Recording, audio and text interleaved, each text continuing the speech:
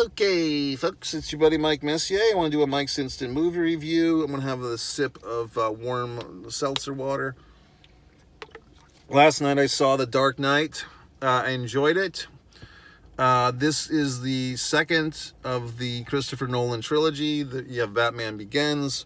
You have The Dark Knight. Let me just give you some thoughts. First off, if you get a chance to see this thing, it was $5 at AMC Theater. It's well worth it. I forgot about this movie. I forgot about the fun. Big improvement, I think, is I believe that the recasting of the character that basically Maggie Gyllenhaal takes over the character. Was it Rachel? Was it what's the woman's name? Rachel or something? She takes over the character from I want to say Natalie Portman, but it's not. It's the other one, the Pieces of April chick, Katie Holmes. So basically we have Maggie Gyllenhaal, and this is the deal.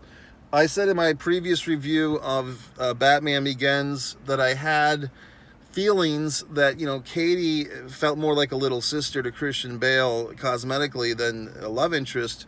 Not so with Maggie. Maggie's, like you would say, she's a full-grown woman. She's a real woman. She's a big girl after all. Not unattractively big, not in weight, but like in presence, okay?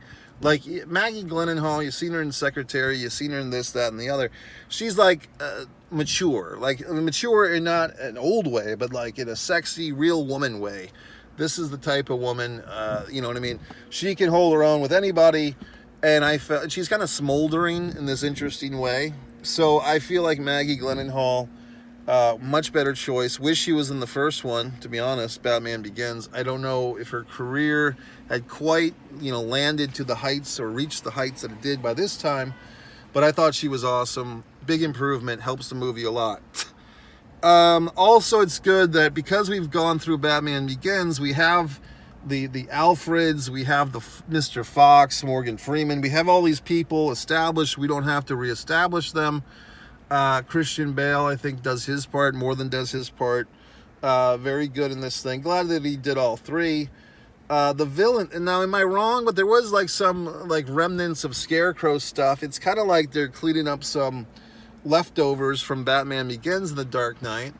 But then this is the Joker show, folks. I mean, this is the Heath Ledger Oscar-winning performance. And what I found myself kind of having the inner debate watching this film was really, okay, who's better, Heath or Joaquin? I thought, to be honest, I like them both. I thought the biggest acting difference is I think Joaquin goes in and I think Heath goes out. And Heath does some really interesting things with his hands, which, if you've ever taken an acting class, you're pretty much, they kind of cut your hands off, to be honest with you. Like, most acting teachers don't want you moving your hands. They don't think it's cinematic, especially if you're going to do film. If you're going to do theater, you can use your hands more. But, I mean, for Italian people especially, this is a tough one. But I thought that Heath Ledger really did some interesting things where he's kind of punctuating his words as the Joker, and I thought it was very effective. I thought it worked, and I thought also, to me, Heath Ledger seemed physically imposing, as in this guy could handle himself. And no offense to Jack Nicholson, but Jack was probably 55 or 60 when he did the 1989 Joker. The other Jokers that everybody sings a song about, Joaquin is a thin guy. I felt like Heath really did feel like he could fuck you up. Like he put a physicality into this thing that I think is lacking with the other Jokers.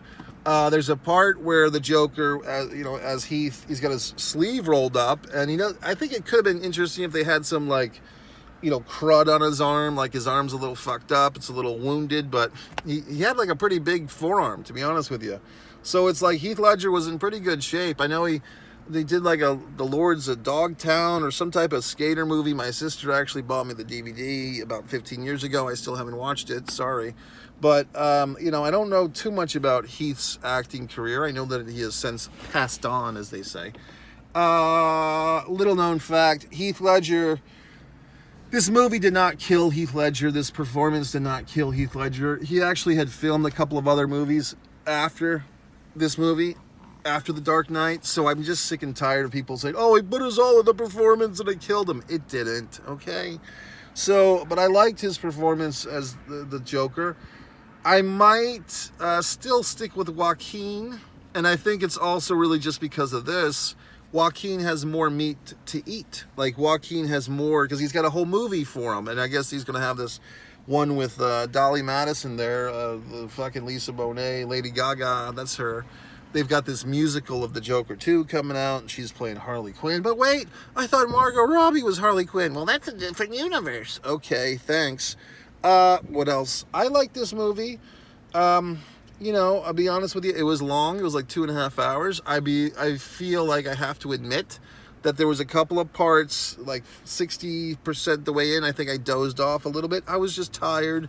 I have an odd, interesting sleep schedule. Eric Roberts, my buddy, as you know, I've worked with him in Mr. Birthday. Yes, I am an actor myself, okay? So Eric Roberts is in this one, which makes it doubly nice, because I have 1 degree of Mike Messier once again, having worked with blah, blah, blah, Meryl Streep, Sybil Shepherd, Wesley Snipes. Yep, all true. I'm not lying, assholes. So what else? I thought the movie was good. You know, trying to think. Oh, it's like the whole thing. Okay. So Aaron fucking what's his dick? Aaron Eckhart as Two-Face, really interesting. I do have this thing with all the Batman movies, like, why do we need 2 or 3 villains a movie?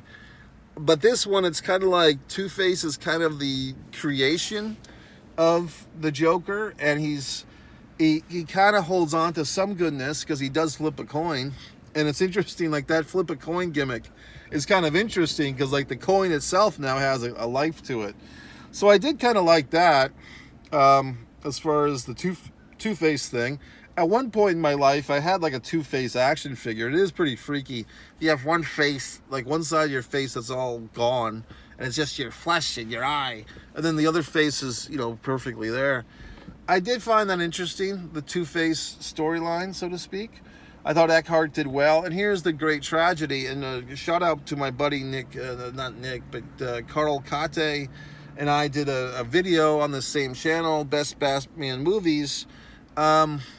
Carl reported that the original plan for the Dark Knight Rises was a rematch. You know, Heath Ledger as the Joker and Aaron Eckhart as Two-Face against Batman once again. And unfortunately, because Heath passed away, they totally revised the script. Suddenly, Susan, you've got Catwoman from What's-Her-Face, Anne Hathaway. You've got Blaine, which was horrible character. I'm really not feeling like I'm going to go see The Dark Knight Rises in the theater, but I probably will go see it.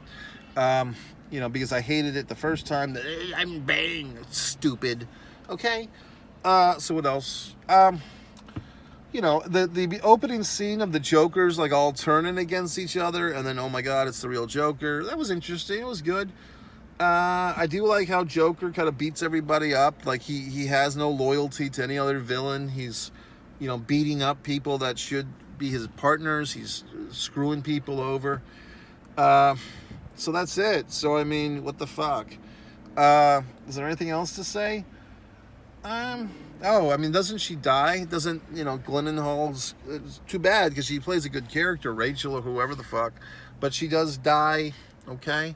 And then Alfred burns the letter. So I liked it. I mean, I think The Dark Knight Rises, look... I know there's people like your buddy there, V Infusio, and others that'll do these videos where they do these deep dives, and these guys watch these fucking Batman movies like 20 or 30 times over, and then they have all these goddamn analytics about it. I'm too busy writing my own goddamn books, okay? I'm too busy writing A Distance from Avalon, working on my visual art. I'm too busy being me.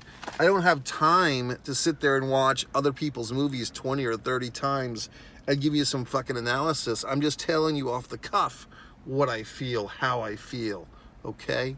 But I did like it. So that's it. So The Dark Knight, Christian Bale, who's the director here? Christopher Nolan. Very good, gentlemen. Very good.